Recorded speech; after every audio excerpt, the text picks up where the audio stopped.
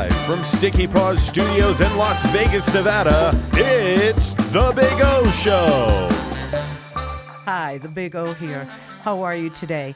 I am very happy to have another beautiful young woman for Women's History Month, Chauntille Roberts. Now, Chauntille is running for office, but before we get into all of that, I want to talk to you, Chauntille, and introduce you, beautiful that you are today. We were just talking right before the show, and oh my gosh, we have so much in common. So before I get going, give us a little bit of background on yourself. Tell me. Yes, so I'm Chauntille Roberts, as introduced. I'm running for Assembly District 17, so as north as you can go, as east as you can go.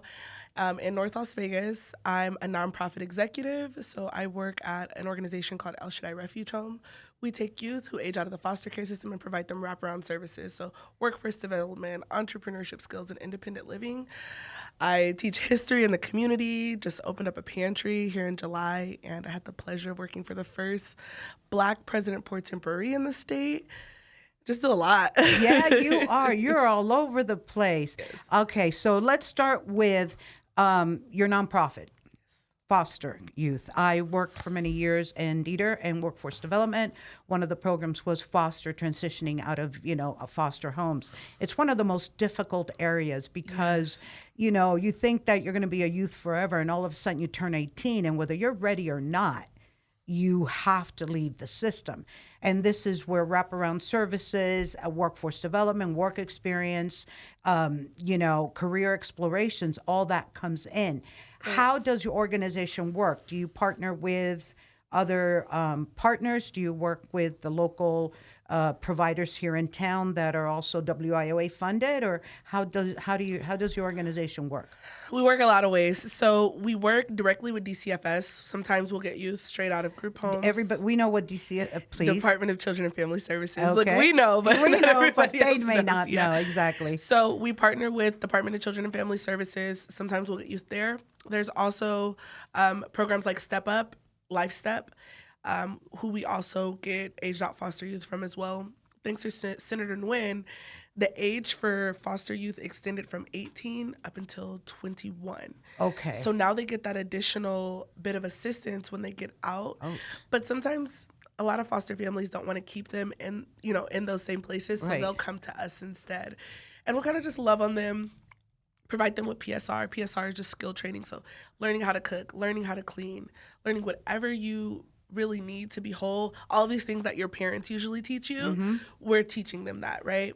We developed a beautiful relationship with HelloFresh and Factor Meals so that we can be able to allow them to learn how to cook their own meals without having a PSR worker in the home to teach them how to cook. So they're looking at, how these things are made. Maybe there's a video that they watch.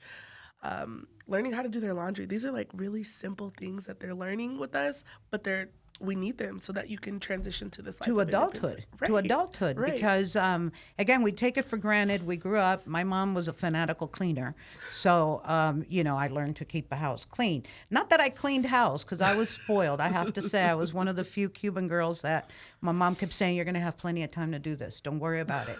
As long as you know how to keep it, you'll learn how to do it." And she was exactly right. Once I moved in with my husband of 41 years, I keep a clean house. But most kids don't see that, or they don't have the stability in each home. And unfortunately, some foster parents are not the best of foster parents. So these young people, or young women and men, really have to kind of learn from a third party such as yourself. Yeah, it's sad. There's so much disconnect between being in a foster home and coming to us, because you would think that we're sending them to their new parents, right? But sometimes they're not. They're going in and out of group homes, Child Haven, MPHY, which are great organizations, but they're not giving them that TLC that they need to be whole. So exactly. It's definitely needed. Exactly. And they also get workforce development. So we actually opened up a store in 2021 called Gyms for You. So right on the corner of Rancho and Charleston. And what this does is it simulates real work experience. So it's a store that you can come in and shop. Just anybody can come shop. But none of the proceeds are any profit. They go directly back to our services.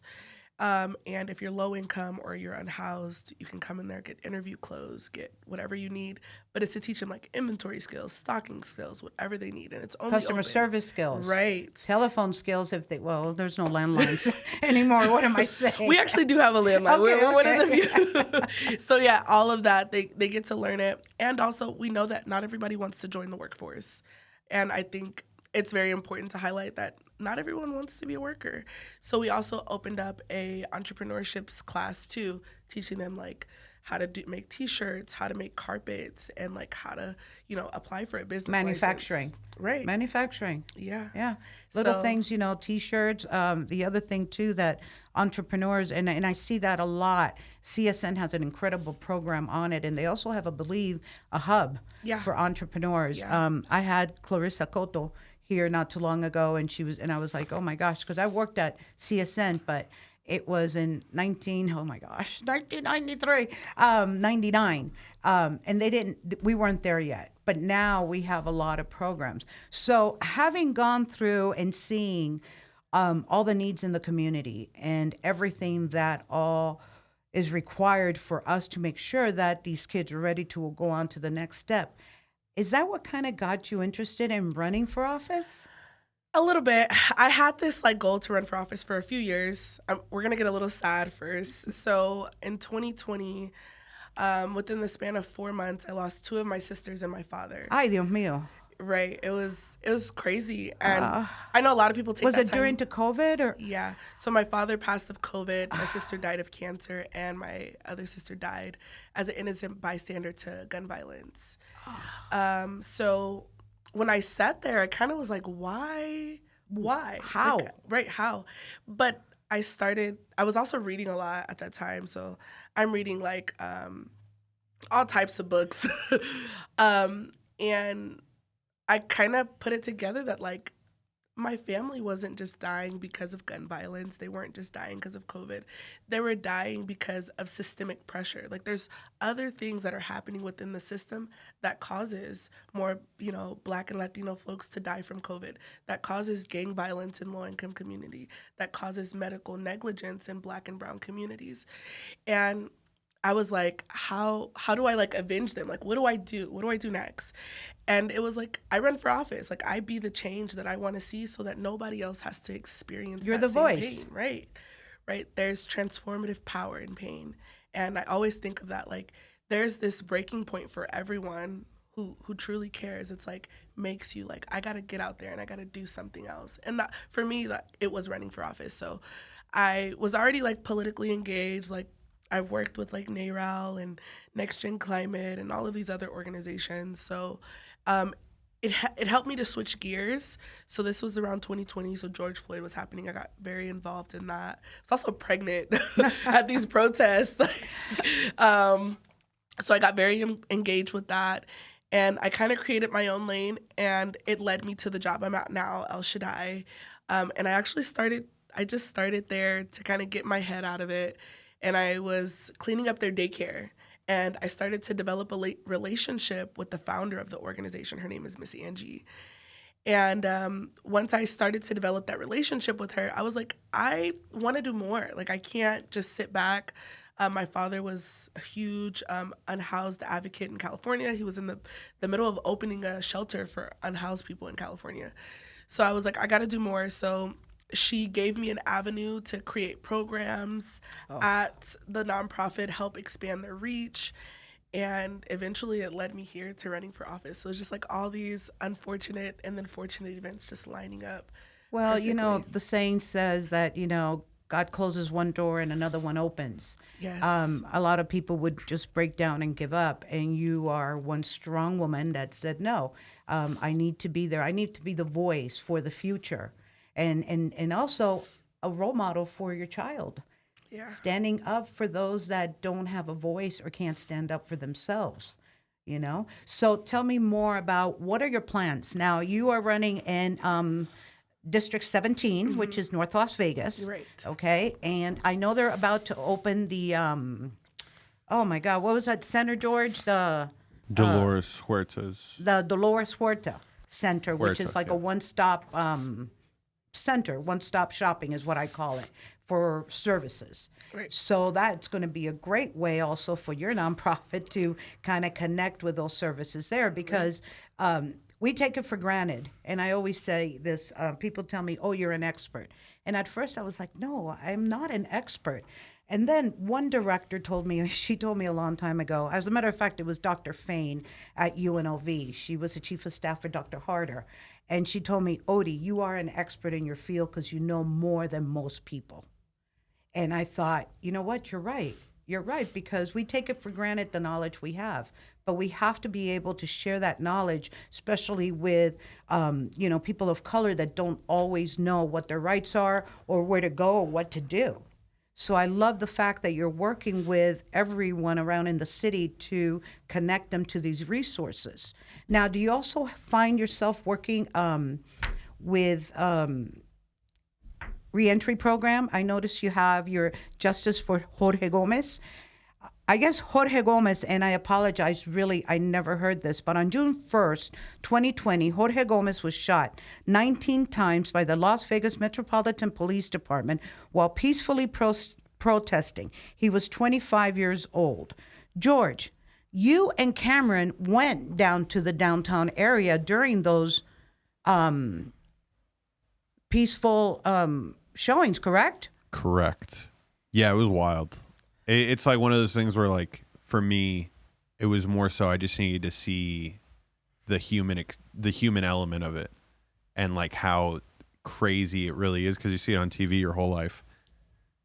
Yeah, it's every bit of it. I wanted no parts. Like, I realized that, like, it's a terrifying spot to be in when there's, like, as soon as I got out of my car, I mean, like, you can't even see. Your eyes start to water immediately, especially downtown. Right. It wasn't, I went to another one on the Strip where it was a little more open of an environment. That was at least somewhat different, but Cameron got hit with a rubber bullet. Not to mention how many children were there. Like, how could you a lot tear gas children? Like, these are kids. Yeah. It was a lot of children. I was surrounded by, like, high schoolers, middle school. Like, I knew they were, right? Yes. It was a very sad moment for a lot of us. Well, it was a very sad moment for America, period. Right. It's and especially while we were in a lockdown. Right. That was the other part, is like, you couldn't even protest really, because again, the sickness and people worrying about, getting the COVID and did you have a mask on or didn't you have a mask on? So I remember when I was watching the television with my husband, and I were watching all this. And at the time we were living on the Strip. We were living at the Sky Condo. We were on the 26th floor. So when I walked out of my balcony, I saw the people walking, and I'm calling, George, you better be home. George, you better, you worry. I knew my daughter wouldn't be there because, with 2 kids, there's no way she was going to be there. And she lived on the opposite side. But George was always very interested in that part of, he's a filmmaker, and, he wanted to see that element of me. I was like, okay, no, I can't. I'm afraid. I was really scared. It's scary, though. Like, I don't even blame you for being scared, right? One of a dear friends of mine, her name is Desiree Smith. She does a lot of anti-police terror work in the state at More Than a Hashtag. And, like, she has confidence like nobody I know. But she was, like, protesting outside of the officers' homes after he had passed because D.A. Wolfson refused to indict any of the officers. And they were like following them, police were following them. It was just a scary time. And to be able to go out and do that you have to have a crazy amount of confidence. There's some things that I could not do. No, I agree. I totally agree. Well, let's, it's just sad, period. Yeah. And it's a moment in history that you'll always remember where you were and what you were doing. Just like when we got hit with the 9/11. Yeah. To me, that's what the whole COVID was like, something I had never experienced in my life, and I pray to God we never experience it again. Right. Now, let's go on to some of your ideas, okay? What are your thoughts, and why are you running for office? What do you see that you can bring to the table and to the residents of the city of North Las Vegas? So it's no surprise. I'm young, right? I do think we need some fresh, new leadership in office. I agree. I'm 62. I'll be 63. But I agree that the generation, the technological brains of you guys' generation, you're a millennial, right? I'm actually Gen Z. Oh, you're a Gen Z. Okay, either way. Your views, I agree with a lot of ways that you see life and you approach the issues that are currently going on. Right. So as a Gen Z, what do you bring to the table for us baby boomers? Right. A lot. So I have a lot of creative ideas. I know my whole campaign is centered around the American dream, something that my grandparents got to experience. Even being immigrants, I have my mother's side of the family is from El Cebo, Dominican Republic. So they migrated Dominicana. Here. Sí, yo soy dominicana. And they came here and they were able to build a good life for themselves. We're able to buy homes, provide good education and all these things. Even my father came from Jamaica Plains, New York. He was able to come over, get a good education, and create this wonderful life for himself and his kids. And we don't have that luxury anymore, right? I just read a statistic that 56% of college students regret getting their degree and think it was pointless, right? But our grandparents were able to go to school, get a good education, then come out of school, get a good paying job, buy their first home, have a nice car, and have a savings. This is not the same for us. I want people to be able to achieve their American dream. So housing affordability, investing is high on the list. We have the highest percentage of renters in the country, one of the highest percentages of renters in the country. We need to start transitioning people into home ownership so that people can build generational wealth. Especially at a young age. Right. We need to be investing in more creative ways to make housing more affordable. And we also need to get people engaged in government, especially young folks. So something that I want to pass is, I'm calling it the Nevada People Lobby Act. This will require that your employer gives you 8 hours a year to be civically engaged past the ballot box. A lot of people lose hope in democracy because the only thing that they see is voting for somebody on election day. They get elected and they never hear from their elected officials again. Why? Because you don't have time to go travel 9 hours, 7 hours up to Carson City and ask your legislators to stop making harmful policies. But let's probably give you autonomy to be able to hold elected officials in any capacity accountable. So those are my two biggest things, right? Is making sure that people achieve the American dream, but also having accountability in government, but self-reliance, self-advocacy. It's really hard for a legislator to be like, I didn't know these policies were hurting you guys, when you're in their face telling them that you're hurting me. It's funny you say that because I worked in government for 27 years. I was certified public manager. Okay, so what's a certified public manager? Basically, it was a year-long certification program that they trained us in every portion of government. Political savviness, budgeting, HR, equal rights, all that put together, exactly. And all the rules and regulations that apply to state employment, okay? I always push for young people to get into government. And George knows that. I wanted them all to become lawyers. I do, because I figured it was too late for me to go through all that schooling, and especially the bar and the PSAT or whatever. No, what's LSAT? The LSAT. Just I can't even pronounce it right. But you have to get involved.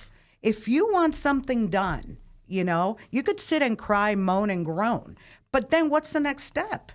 So if you're not happy with the way your community is working, you're not happy the way assembly person X, Y, and Z, or congressman, WAX, it doesn't matter. That's when you need to know, what do I do? As a resident, first of all, let me get on my cell and look up their website and find out what their phone number is. Then I'm going to call the local office here and say, hey, what's going on? Next, I'm going to write you an email and say, I want a meeting.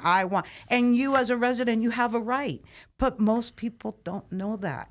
Right. So like you said, we lose that touch with what is it that we need to do to be advocating for ourselves, our families, and our neighborhoods. So I applaud that program. I think it's wonderful. I think that we've lost social studies in elementary school, that they taught you each part of government and what you did. And we really need to go back to the basics so people start knowing what their rights is, especially your generation. Yeah, and I don't even think it's like a lack of, I don't think people have time. Like, I do think there are people out there that like know that a city council meeting is coming up, but they're like, how am I going to make a city council meeting and I got to feed my family? Right? I got to go to work. I know there's Zoom. I know you could record them and everything, but at that one time, how do I really get there face to face? It's the difficulties of life. Yeah. And especially in our town, that's a 24-hour town.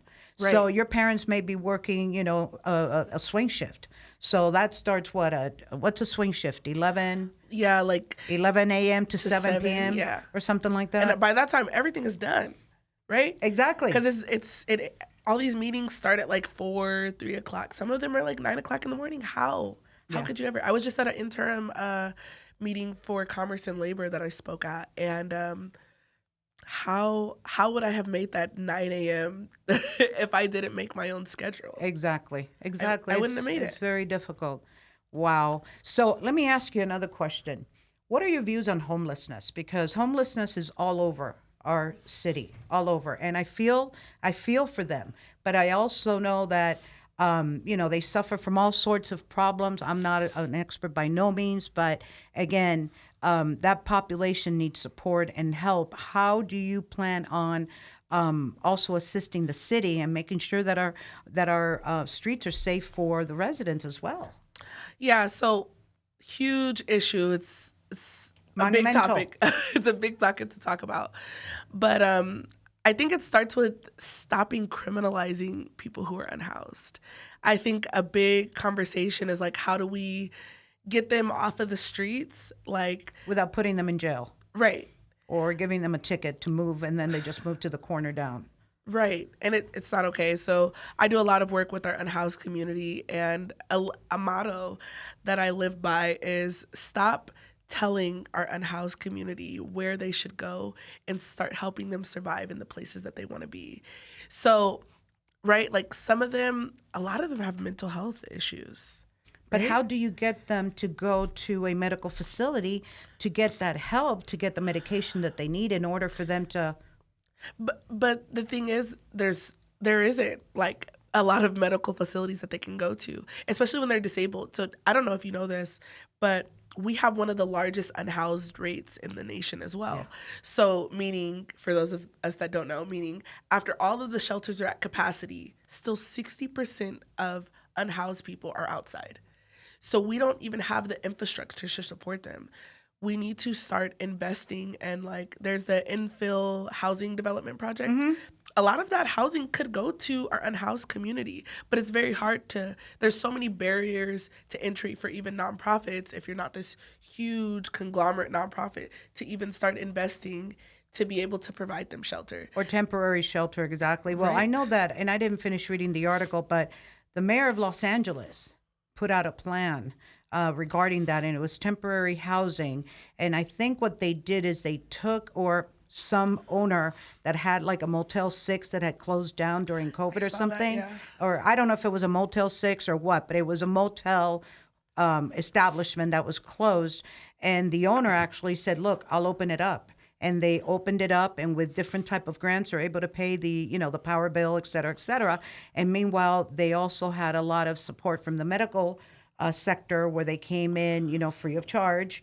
Then they also had lawyers that went in and, to make sure, okay, do you have parking citations? Do you have alimony that you owe? Any other issues that we can clean up? So if you finish this program, you live here while you go through all your medical and all. And I thought, wow, how many of those people exist that would donate something like that to help?